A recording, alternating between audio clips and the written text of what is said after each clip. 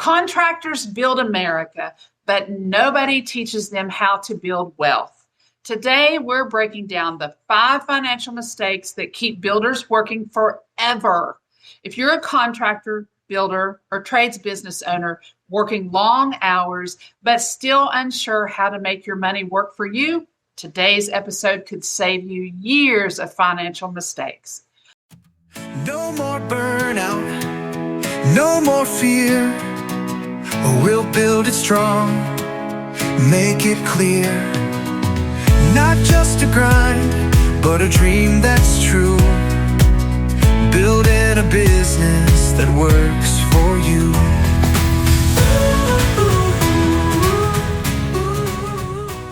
But before we jump in, if you're doing great work, but your business still isn't being found locally, go take my AI Visibility Fix scorecard.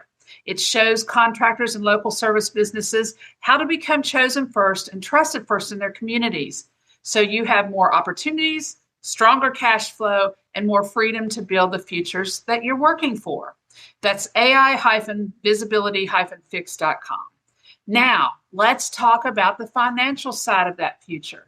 Today's guest is Ron Beckner, owner of Peaks Integrity Wealth Management and author of A Blueprint and Financial Guide for the Working Class America.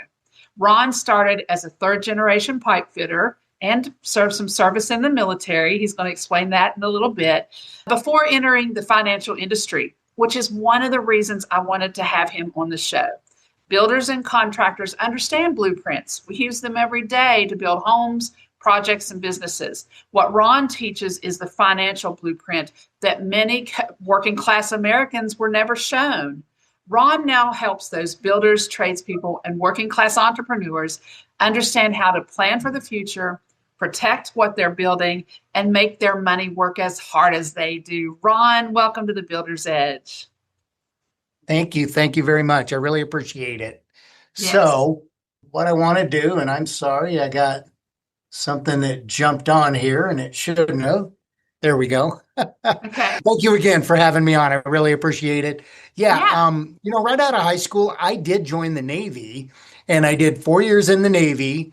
It was an amphibious attack ship that I was on. So I was around 2,000 Marines when we had that, which was great. Yeah. Then I did 4 years in the Coast Guard. So I understand, search and rescue and aids to navigation, the law enforcement side of that. And then I joined the Naval Reserves and I worked 2 jobs because I got into the pipe fitter trade, like you said, as a third generation pipe fitter. My grandfather and my father were in the trades. And then I jumped in and I joined the Naval Reserve at the same time. So I worked 2 jobs for 16 years, Dina. What ended up getting me into this industry, I was actually working at the Black Hills Power Plant in Pueblo, Colorado, and I was going to college at night to get my business management degree. And at the time, I had just met my wife. We were just dating. And after about a couple months, because she worked in the financial services industry on the administrative side, she's like, have you ever thought about being a financial advisor? And I'm like, what are you talking about? I lead men. I work on steel, financial advisor, blah, blah. Yeah, right. And then we ended up moving to Hawaii, and I got a job with the Department of the Navy over there as a pipe fitter welder. And I graduated college with that business management degree, Bachelor of Science in Business Management. And I started thinking about it. I thought, gosh, I have built projects. I know I've made millions for contractors. I wonder if I can help individual working class Americans actually understand that money's just a tool. And that's really, how I got started is my wife drugged me into this thing. And we ended up moving back to Colorado. And, I got a job offer from a firm and got on with them for 5 years and then went independent and created the Financial Star process, wrote my book, and I really feel that the information that I have been able to share with working class Americans is absolutely something that has not been the focus for us folks who work so dang hard out there, Dina. Yeah, we do work very hard out there, and I have worked very hard out there. Yeah. So do you think that coming from that kind of trades type background, do you think that helped you have a different perspective than everybody that you were in that company with? Absolutely. Absolutely. I understand what it's like to live, to get up at dark 30, to make sure that I'm on the job before anybody else. Because again, I've been everything from an apprentice right up to a project superintendent. So, I know what it's like to be there before anybody else gets there, to make sure everything's going to be lined up and ready to go for people Yeah. when they show up. And then I know when I'm the last one to leave. Yeah. It's just one of those things where if you're really taking this serious, which I find that most working class Americans that have what I want to call ethics and Yeah. that work ethic, that's just what we do. And we're going to work Yeah. hard no matter where we go or what we do. But Yeah. the edge that I think that I can bring, because I understand that, is I will bring a level of education that nobody ever brought to us. Even if you have a 401k and somebody's helping you with a 401k, they're actually very limited by the law and the industry on how much they can actually share. They can Wow. only educate you on exactly what the funds are that the 401k has, but they can't really get into the financial services part of it and go through what I call a full service educational process. Wow. That's a shame. I didn't know that. That's a good Yeah. point. Yeah. Yeah. You said something in some of your stuff that I've researched and looked at that really resonates with me, that people who build America are often the ones that weren't taught how money actually works. Why do you think there's a gap there? Why do you think that exists? You know, I think it's just because, first and foremost, they're there to get a job done. And I'm talking about the contractor. I'm talking about the people that hire the contractors, right? They want the best product that they can possibly get for the lowest price and the highest quality. And what Right. we find, especially when something goes out for bid, maybe, and I'll just use this as an example, three bids go out and then they pick either the middle, or the lowest bid because they're Right. looking for the lowest dollar to spend, which is great because we, as the working class Americans, we are fully trained. We are absolutely qualified. We do have that work ethic that I was speaking of earlier to do the best that we possibly can. So we're concentrating because of the industry, because of the Yeah. contractors, whether it be union or non-union, it doesn't matter. They want us to have the highest quality because their reputation is on the line, just like ours. And Yeah. remember, they're going to get paid for whatever progress. So we Yeah. are more concentrated on the training to do the job safely, to do the job at the best quality possible. And we're not going to be taught that our money that we're making while we're doing all this work is actually a tool too. That's a whole Yeah. separate area if you think about it. Yeah. It is. We often, they're looking at the numbers, their what they end up with, their return on their investment and time. They do not even think about turning that around and looking at the, now what do I do with it? Now what happens? Right, Yeah. right. So what's the most common financial mistake you see builders making simply because nobody ever taught them, different? You know, I think what people lose sight on is the value of time and money, right? I mean, you can even Okay. think about the rule of 72. And this is something that I have in my book, but it's been around forever. And what the rule Yeah. of 72 is if you take 72 and you divide it by the percentage rate that your money's getting a return on, it'll tell you how many years it takes for your money to double. And I think that's a key, right?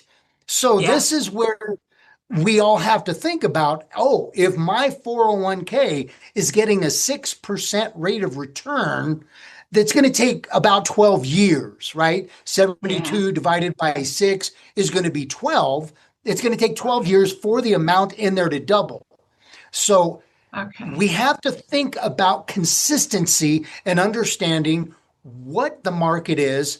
And I don't care who you are, that clock is only going to go one way. And that gets back into what my dad taught me about time, right? And the Yeah. biggest mistake that people make is not understanding that that clock is going to continue to tick, and they've got to take advantage of the time that they're working, because that's when we're ready, capable, and able to do things, and Yeah. realize that we need to take a small percentage of that money. It's not just make and spend it. We've got to take a small percentage of it and put it to work Work. for our future.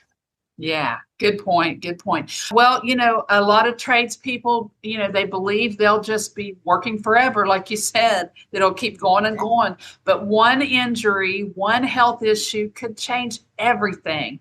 How Bingo. should they think about protecting themselves financially if they couldn't work?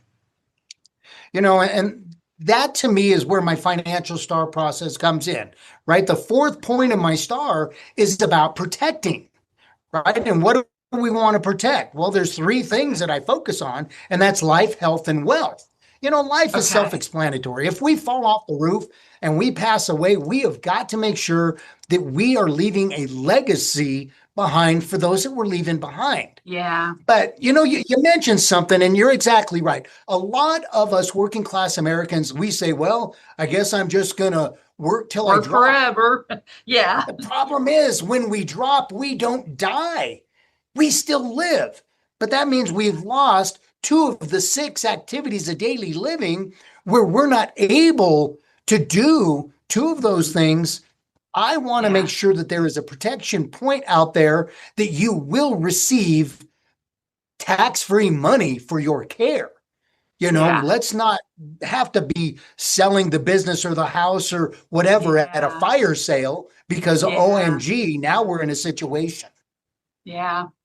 Yeah. And that can even be, let's say a family member gets sick. You don't want to be in that, oh my goodness, let's have a fire sale kind of mentality either. That's right. Okay. What's one step that someone could take this year to start protecting themselves from that kind of a risk? One of the things that I like talking to people about right out of the gates is starting to just put money away. Now, I'm not a real big fan of banks because we can save money in a bank, but a bank is going to use your money as a tool. And remember, money is just a tool, Dina, right? It's just a tool. But the lack of education that we have of where to put it to work, I think, is the biggest concern that I have. So what I want to teach people is where can we put that money, that little bit that I'm talking about, and put it to work to the best of its ability for us and what our needs are. Yeah. There's a lot of gurus out there that have this big blanket thing because they have so many followers, if you will. It's just one size fits all. And that is absolutely as far from the truth as possible. Because I know a house building contractor is not like a plumbing contractor, right? Or an HVAC contractor. They have different needs. They have different situations. And everybody has a different part of what's going on. Yes. Good point. Good point. Yeah. Another topic you talk about is, you call it staging in place or future-proofing your life today. What does that actually mean? So what I want people to think about is life is going to happen, right? And there are going to be situations where the car is going to break down, where the pipes are going to freeze. A child is going to break their arm, right? Or maybe we break our arm. Or, God forbid, we lose our life, or we lose, again, two of those six activities of daily living.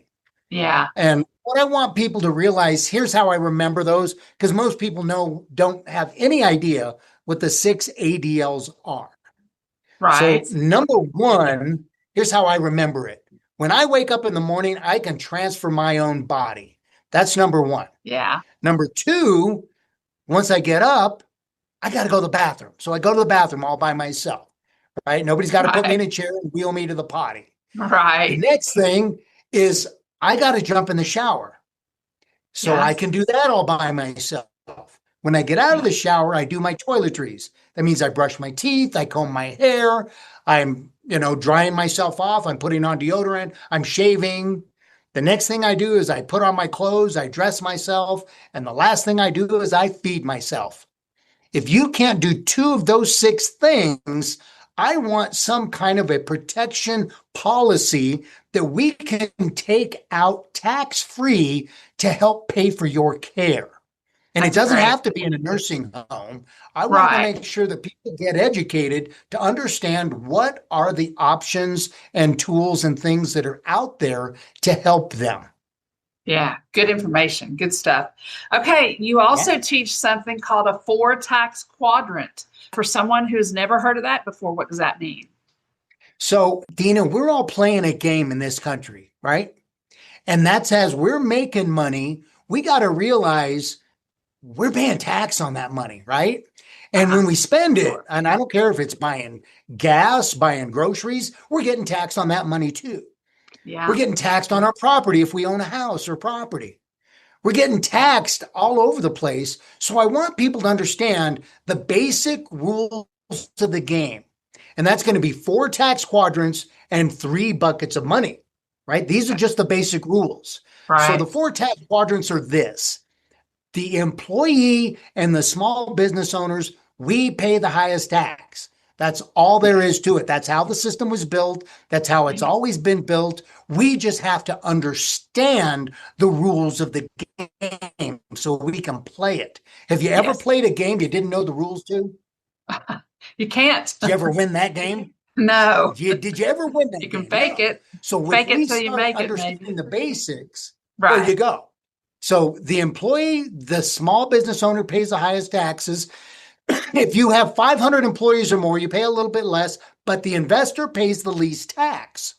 And I can say that with all assurity because if you have long-term capital gains or even qualified dividends that you're receiving from your bank accounts or your investment accounts that are not tax deferred or tax free, you're getting taxed at a lower rate on those. It's still going to my three buckets of money, a taxable bucket that the Yeah. money's in, but Uh-huh. you're still paying tax on it. It's just at a lower rate.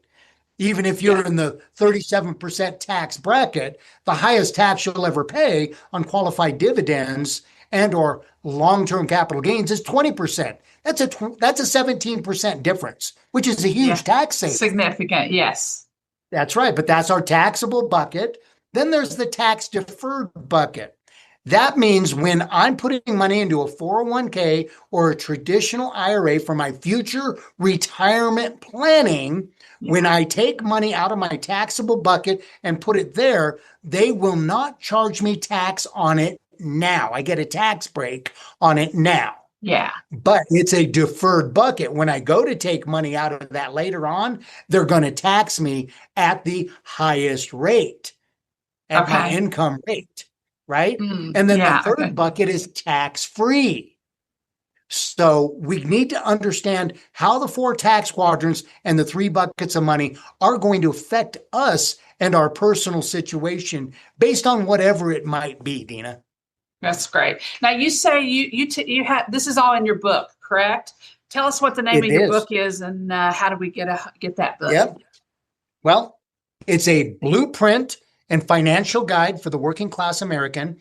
It is available on Amazon and it's also available on Audible. Even better, they can hammer away and listen to the book while Yeah. they're working, right? Or if you got windshield time, right? I always call it Yeah. windshield time if I'm driving between jobs because I got to check on them. I had some windshield time. It's a real easy read. And in fact, I'm actually working on an update of it right now because I really Okay. wanted an update made because when I wrote that in 2019, there were some things that were going to happen at the beginning of this year if things didn't change, but they Yeah. didn't happen. So what I want to do is update it. And of course, I want to Okay. have it released in July for our 250th birthday of this country. Oh, that's a good idea. Good thinking. Okay, you mentioned that some people struggle psychologically once they retire because they're afraid to spend any of that money they worked so hard for. Why does that happen? And how do you fix that? And that is because most people, as they get closer to retirement, they start realizing maybe they didn't plan as well as they should have, Hmm. right? And that just goes back to lack of education. I mean, listen, we don't know what we don't know, Dina. And I think that's one of the biggest problems that I find. That's why I wrote my book. I really felt like my clients were getting, really good guidance, really good information. And it's all about the education. Somebody in my position, you have got to educate people because we don't know what we don't know. But then once we do know, once we are educated, now we can make educated decisions. And I think that's the key, Yeah. right? And Yeah. even once we're in retirement, there are so many people that don't understand. I mean, I look at the trades that I was in, and as a pipe fitter, there was a pension that's set up.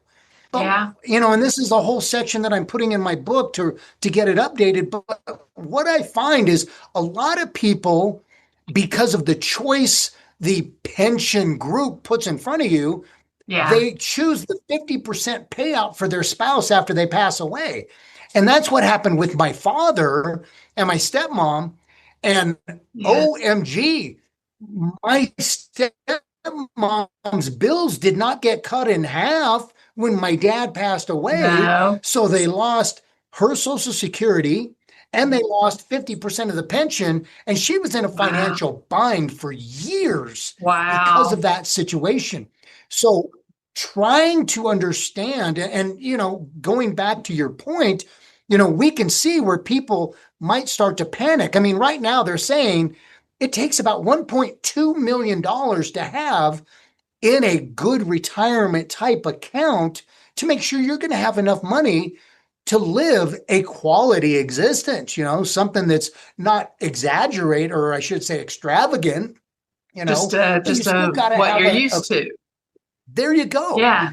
We have a quality of living that we want to be able to have. And I think that's where panic starts setting in.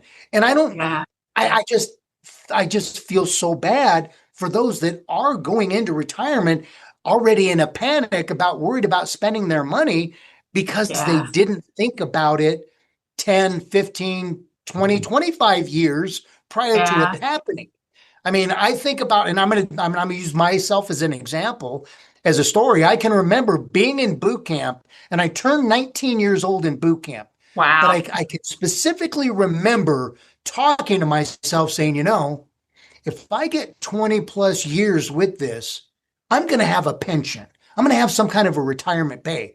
Now, Right. in reality, what 19-year-old really goes there? No, But they don't think I that. did.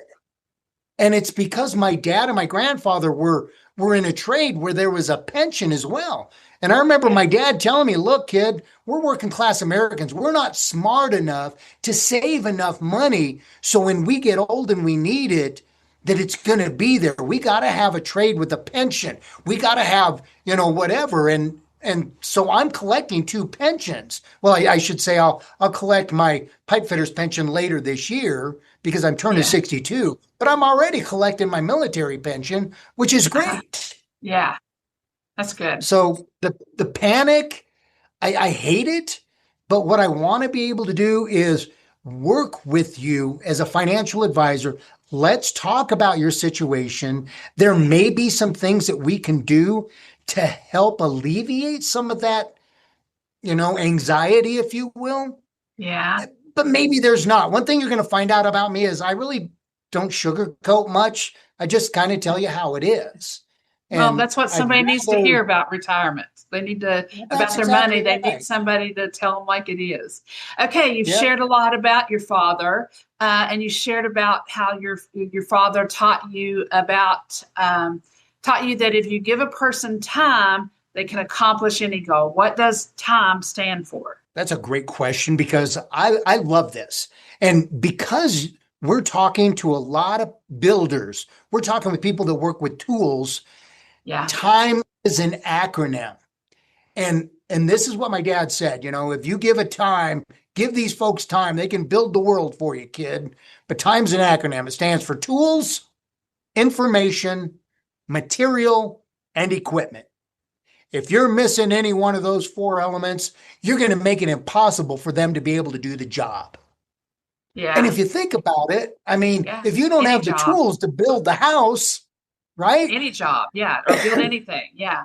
There you go. If I don't have the information, if I don't have the blueprints, if I don't have the specs, if I don't Right. have the training and the knowledge and the Right. skill, Yeah. right? The material, that's really self-explanatory. And then the equipment, right? If I don't have the crane to lift the trusses or the I-beams or the piping or whatever, Yeah. right?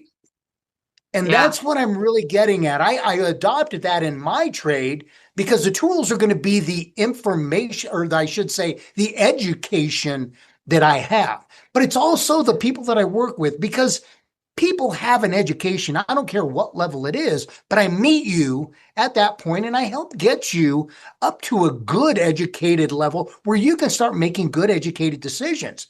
The information is what's available out there, right? To take the material called money and put it to work. And the equipment is my computer, my telephone, my vehicle. I've been known to sit at people's kitchen table and work with them. And then I added R to time, because time is real, Dina. That clock only goes one way, and I trademarked our time. Yeah. Did you trademarked it? I did. Cool. Okay, Ron, this has been such valuable conversation. We both know what it's like to work long hours building something with our hands and then realizing nobody taught us the other half of the equation, the business and financial side. That's why what you do is so valuable. Builders and tradespeople can get real guidance from someone who's actually been in their shoes. If you want to learn more and work with Ron, check out Peaks Integrity Wealth Management at peaksintegrity.com. And from there, you can grab his book on Amazon, A Blueprint and Financial Guide for the Working Class American. If you've enjoyed this episode, please like, review, rate, and subscribe so we can keep bringing content that helps builders and tradespeople take control of their businesses and their financial future. And until the next time, remember, this is your platform. This is your voice. Let's amplify it with purpose. Thank you. Thank you.